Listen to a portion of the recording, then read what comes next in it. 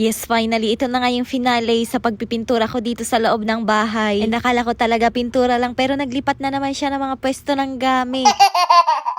Pero syempre, bago nga yun, hi, hello, welcome to my vlog. Sa mga nabitin sa mini vlog ko kagabi, pasensya na po, pero ito na yung karugtong. Since madali lang din naman matuyo tong pintura na gamit ko, kaya pagtapos ko ang mag-asikaso sa kusina, nagdiretso second coat na rin ako. Dahil pauwi na yung mga amo ko, kaya kailangan ko na tong matapos. And yes po, tama kayo nang nakikita, dito ka inuna, sa pinakahuli kung saan nga ako natapos sa pagpa-first coat. Dahil naisip ko nga na paunti-unti ko na rin ibabalik yung mga gamit. O diba, mindset lang para mabilis matapos yung ginagawa. Ganyan talaga yung mga power ng mga nanay kapag rush hour nagagawa ng paraan. Sa pagsi-second coat nga kinapalan ko na talaga yung pag-a-apply kaya nga hindi maiwasan na batuluan dito sa sahig. And syempre bago ko ipagbabalik yung mga gamit dyan, minap ko na muna yan para malinis. O diba, nagpipintura lang naman yan siya pero naisingit pa nga maglipat ng gamit. Naisip ko kasi na nahahagip din sa camera yung isa kong cabinet na pinagsasabitan din namin ng mga tuwalya at ang pangit ngang tignan kaya nga itatago ko siya. Yun nga lang sa sobrang bigat nga ng laman ng cabinet na to, nasira na nga yung gulong kaya nga tinanggal ko na lang. Tapos nakakauga nga dahil inuusog ko, ayun nalaglag yung mga pintuan. O siya, ayan dahil naipwesto ko na nga yung isang cabinet, tinuloy ko na nga yung pagpipintura dito. At dahil pag si second coat na lang naman tong ginagawa ko, mabilis ko lang din yan natapos. Madami talaga akong agenda dito sa bahay, kaya nga sinisipag din talaga ako. Dahil ba hindi na ako nahihirapang mag-isip ng content. Plus ito naman yung mga gusto nyo, yung nagme-makeover ako sa bahay. At dahil gusto ko rin naman yan, ayan sige nakaisip siya ng maraming gagawin dito sa bahay. So alam nyo na, marami talaga kayong aabangan. Meron nga pala akong ganitong dish drainer at naisip ko na ilagay na lang muna siya dito sa bandang gilid. Para nga dyan na lang din kami maglalagay ng mga unan. Hindi ko kasi yan mailagay sa lababo ko dahil kinakailangan pa magtanggal ng mga patungan doon. May nag-comment nga na ilagay ko na daw yan sa kusina. Aba kalma kayo. Isa-isa lang be, mahina ang kalaban. Hala hindi.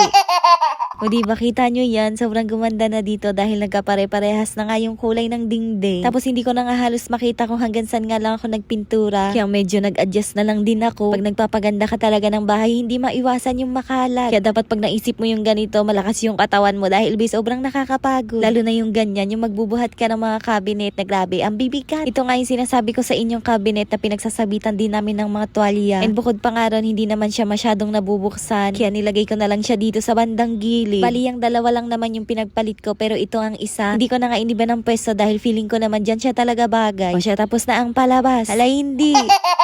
Alam nyo naman na marami akong maliliit na gamit dito sa bahay kaya nga ayan, i-arrange ko na din yan sila. Pero syempre dito na yan sila sa likod ng kortina para nga hindi sila visible dun sa may bandang sala. At dahil tapos na rin naman tayo dun sa mga cabinet, dito naman tayo sa may sala. Syempre dahil tinanggal ko na rin lang yung mga gamit dito, ginrab ko na rin yung opportunity makapaglinis. O diba, sabay-sabay talaga tayong mapagod. Na talaga naman kung kailan pagod na pagod ka na, tsaka naman meron mga mahuhulog na ganyan. O diba, ang laking tulong talaga nitong mga gamit ko na may gulong. Dahil kita nyo naman, hindi na ako nahirapan sa pagbabalik nga sa pwesto nila. Na para bang gusto ko lahat ng gamit dito sa bahay di gulong na lang. Hala hindi.